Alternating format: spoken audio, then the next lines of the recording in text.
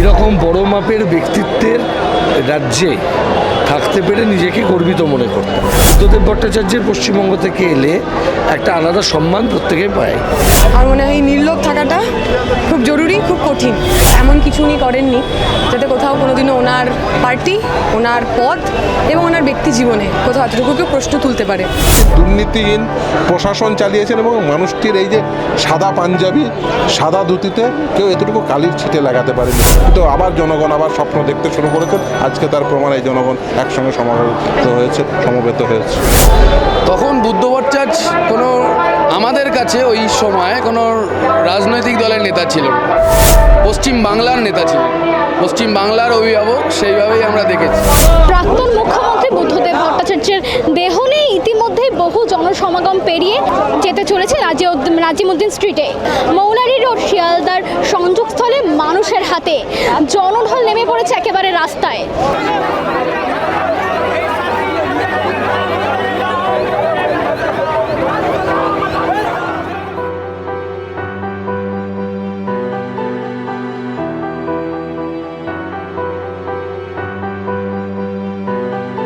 গতকালই বামফ্রন্ট আমলের শেষ মুখ্যমন্ত্রী আমাদের মাঝে আর নেই, তার সম্পর্কে একটু 2-4 লাইন যদি বলেন। আমাদের কাছে বুদ্ধদেব ভট্টাচার্য ছিলেন পশ্চিমবাংলার মুখ্যমন্ত্রী। আমরা তখন ছাত্র, আমরা তাকে দেখতাম, তার দ্বারা অনুপ্রাণিত হতাম, তার কথা পড়তাম। এইরকম বড় মাপের ব্যক্তিত্বের রাজ্যে থাকতে পেরে নিজেকে গর্বিত মনে করতাম। তারপর একটা বয়স এলো যখন আমরা ভারতের বিভিন্ন রাজ্যে অন্যান্য কাজকর্ম করবার জন্য গেলাম, কেউ লেখাপড়ার কাজে, কেউ অন্যান্য কাজে। তখন গিয়ে দেখলাম যে বুদ্ধদেব ভট্টাচার্যের পশ্চিমবঙ্গ থেকে এলে একটা আলাদা সম্মান প্রত্যেকে পায়। তারপর যখন পশ্চিমবাংলায় এলাম, এসে যখন আমার পেশা জীবন আমি শুরু করলাম, ঠিক তার পর মুহূর্তেই পশ্চিমবঙ্গে এই পালা বদল। এবং তারপরেও দেখলাম যে বুদ্ধদেব ভট্টাচার্য সেই মানুষ যিনি ক্ষমতা থেকে চলে যাবার পর যখন তাকে জিজ্ঞাসা করা হলো যে পশ্চিমবঙ্গ নিয়ে তাহলে কী ভাবছে, উনি একটি কথা বলেছিলেন যেটা আমার মনে হয় গণতন্ত্রের সবচেয়ে গুরুত্বপূর্ণ কথা। যারা গণতান্ত্রিক ব্যবস্থার মধ্যে আছেন তাদের প্রত্যেককে অনুধাবন করতে হবে যে আমরা সবাই এই গণতান্ত্রিক ব্যবস্থার মধ্যে যখন থাকি তখন হয়তো আমরা দলীয় রাজনীতি করি, কিন্তু এটা অনেক বড়, মানে সিপিএম, তৃণমূল, কংগ্রেস, বিজেপি এর বাইরে বড় দিক হচ্ছে যে বাংলার ছেলেদের কথা কী হবে। বাংলার কথা বোধহয় ভাবা শেষ মুখ্যমন্ত্রীর নাম বুদ্ধদেব ভট্টাচার্য, যিনি বাংলার কথা ভেবে কাজ করতেন। নির্বাচনে জেতা হারা এটা গণতন্ত্রের খুব স্বাভাবিক একটি বিষয়। হোলহার্টেডলি এটাকে অ্যাকসেপ্ট করার মানসিকতা থাকা প্রয়োজন, কিন্তু বাংলার জন্য ভাবা, সেই হিসেবে তিনি আমাদের কাছে একজন ছিলেন। বামফ্রন্ট আমলের শেষ মুখ্যমন্ত্রী বুদ্ধদেব ভট্টাচার্যের সাথে আপনার স্মৃতিচারণ যদি একটু বলেন। আমার খুব ব্যক্তিগত পাওয়ার সময় সুযোগ হয়নি। ছোটোবেলার একটা স্মৃতি মনে আছে, বাংলা একাডেমিতে তখন শিশু সাহিত্য উৎসব হতো। আমার দায়িত্ব পড়েছিল কমরেড বুদ্ধদেব ভট্টাচার্য তখনকার মুখ্যমন্ত্রীর ওই ব্যাজ পরিয়ে দেওয়ার। আমি 3-4 বার ওনাকে সেফটি পিন ফুটিয়ে ব্যাজটা পড়াতে পারি। উনি আমাকে বলেছিলেন আমি পড়ে নিয়েছি, তুমি ছেড়ে দাও। এবং ওটাই আমার সঙ্গে ওনার ব্যক্তিগত স্মৃতি বলতে ওইটুকু। পরবর্তীকালে অবশ্যই ওনাকে ওনার কাজের মধ্যে দিয়ে জেনেছি, ওনার লেখনীর মধ্যে দিয়ে জেনেছি। ছাত্র রাজনীতি, যুব রাজনীতির অগ্রজ বলেই মনে করা হয় বুদ্ধদেব বাবুকে। তার থেকে শেখার কিন্তু অনেক কিছুই আছে, কিন্তু এমন কি জিনিস যেটা আপনার মনে দাগ কেটে গেছে? আমার মনে হয় ওনার যে ব্যক্তি জীবন, নির্লোভী, কোনো লোভ ছাড়া কোনো এমন কিছু উনি করেননি যাতে কোথাও কোনোদিনও ওনার পার্টি, ওনার পদ এবং ওনার ব্যক্তি জীবনে কোথাও এতটুকু কেউ প্রশ্ন তুলতে পারে। আমার মনে হয় এই নির্লোভ থাকাটা খুব জরুরি, খুব কঠিন, সেই পার্টটা যেন আমরা পেতে পারি। বামফ্রন্ট আমলের শেষ মুখ্যমন্ত্রী আমাদের ছেড়ে গতকালই চলে গেছে, তাকে নিয়ে যদি দুটো কথা বলেন।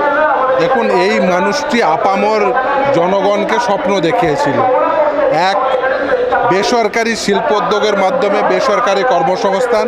দ্বিতীয় হচ্ছে সরকারি উদ্যোগে যে চাকরির ব্যবস্থা। দেখুন, ইনি যখন মুখ্যমন্ত্রী ছিলেন প্রতি বছর এসএসসি হতো, প্রতি বছর 10,000, 12,000, 14,000, 15,000 করে শিক্ষক নিয়োগ হতো এই এসএসসির মাধ্যমে। একটিও অভিযোগ নেই যে দুর্নীতি হয়েছে। এই তো কলকাতা হাইকোর্ট সেই সময়ও ছিল, আজকেও আছে। আপনি কলকাতা হাইকোর্টের একটি রেকর্ড দেখাতে পারবেন না, একটি নথি দেখাতে পারবেন না যে এসএসসির দুর্নীতি নিয়ে মামলা হয়েছে এবং সেই মামলায় রায় হয়ে অমুক মন্ত্রী অভিযুক্ত বা অমুক চেয়ারম্যান অভিযুক্ত।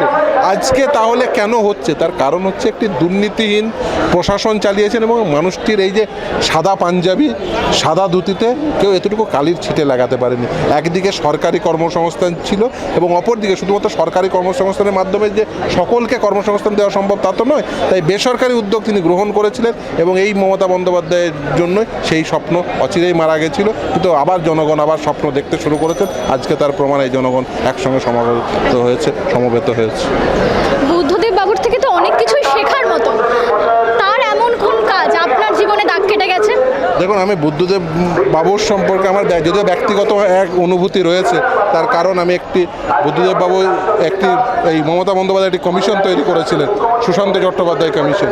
সেখানে তিনি উপস্থিত হতে পারবেন না বলে তিনি এই লেটার দিয়েছিলেন, আমি গিয়েই সেটা পৌঁছে দিয়ে এসেছিলাম। ফলে ওই ব্যক্তিগত আবেগ রয়েছে, ব্যক্তিগত সম্পর্ক ছিল।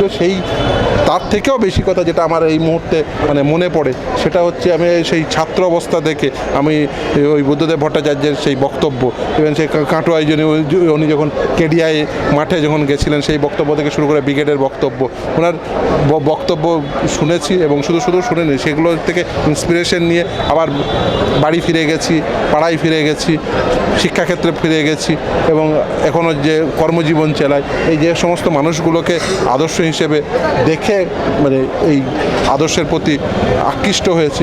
বুদ্ধদেব ভট্টাচার্য অবশ্যই তাদের মধ্যে অন্যতম।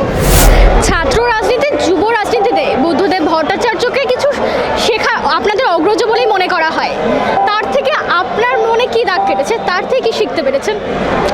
যখন আমরা রাজনীতিতে এলাম, একটু একটু করে বড় হলাম, বুঝতে শিখলাম, তখন বুদ্ধ ভট্টাচার্য আমাদের কাছে ওই সময় কোনো রাজনৈতিক দলের নেতা ছিলেন, পশ্চিম বাংলার নেতা ছিলেন, পশ্চিম বাংলার অভিভাবক, সেইভাবেই আমরা দেখেছি। এবং তারপরেও ওনার যেভাবে চলাফেরা, তারপরে রাজনীতি করতে আসে, আমরা আর একটু বড় হয়েছি। বুদ্ধবাবু খানিকটা নিষ্ক্রিয় হয়েছেন, কিন্তু যে কথা বলেছেন, দূর থেকে আড়াল থেকে যে আমাদের বার্তা দিয়েছেন, তাতে আমরা এটাই শিখেছি যে এই গণ্ডিটা ভাঙতে হয়। এই যে আমাদের সমর্থক অনেকে হতে পারেন, আরও বেশি লোক আমাদের সমালোচক, কিন্তু তারাও যে সবাই আমাদের খারাপ চান না, এইটাই আমার মনে হয় আজকের দিনে আমাদের সবার বুদ্ধবাবুকে স্মরণ করে এটা মাথায় রাখা উচিত। ওনার সাথে আপনার কোনো স্মৃতিচারণ? সে অর্থে খুব বড় হয়ে রাজনীতি করার যখন শুরু করেছি তখন তো বুদ্ধবাবু আস্তে আস্তে আমার একটাই মনে আছে, 2006 সালে যখন বুদ্ধবাবু মুখ্যমন্ত্রী হয়ে এলেন, তখন আমি যেখানে থাকি সেখানে উনি একটা জনসভা করতে গেছিলেন। আমি তখন খুবই ছোট, একটা ফুল দিতে গেছিলাম। তো ওনার যারা সিকিউরিটি ছিলেন তখন, স্বাভাবিক মুখ্যমন্ত্রীর প্রোটোকল, তারা খুব নানা রকমভাবে সার্চ করছিলেন। আমার সেটা খুব রাগ হয়েছিল ওই বয়সে, যে আমার মুখ্যমন্ত্রী বুদ্ধ ভট্টাচার্য আমার লোক, তাকে এরকম করছে। আমি বাচ্চারা যেরকম করে চিৎকার চেঁচামেচি কান্নাকাটি, তখন বুদ্ধবাবুই ওনার সিকিউরিটি অফিসারকে ডেকে বলেছিল যে এইটুকু বাচ্চা আর পশ্চিমবাংলার মানুষ আমার কোনো ক্ষতি করবেন না। জানি না সেই ভাবনা ওনার ঠিক ছিল কি না, পশ্চিমবাংলার মানুষ ওনার ক্ষতি করেছেন কি করেন না সেটা ইতিহাস জবাব দেবে। কিন্তু বুদ্ধ ভট্টাচার্যের ক্ষেত্রে অন্তত এইটুকু আমরা বলতে পারি, যারা ওনাকে সেই দিন নরঘাতক, খুনি ইত্যাদি ইত্যাদি বলেছিল, তাদের ক্ষমা না ক্ষমায় কিছু এসে যায় না। পশ্চিমবাংলার ইতিহাস বুদ্ধবাবুকে ক্ষমা করেছে। এই মুহূর্তে আমরা চলে এসেছি এনআরএসে। প্রাক্তন মুখ্যমন্ত্রী বুদ্ধদেব ভট্টাচার্যের দেহ আজ নিয়ে আসা হলো এবং তার দান প্রক্রিয়া সম্পন্ন হয়েছে বলে ইতিমধ্যে খবর। আপনারা দেখতেই পাচ্ছেন লাল সেলাম এবং মিছিলের মধ্য দিয়ে তাকে সম্মান জানিয়ে তার দেহ নিয়ে আসা হয়েছে এনআরএসে। মানুষ তার প্রিয় নেতাকে শেষবারের মতন দেখতে জমায়েত করেছে আজ এই এনআরএসের প্রাঙ্গণে। বিস্তারিত জানতে নজর রাখুন আরভি নিউজে। ক্যামেরায় নীলাদ্রির সাথে সপ্তর্ষি অঙ্কিতার রিপোর্ট, আরভি নিউজ।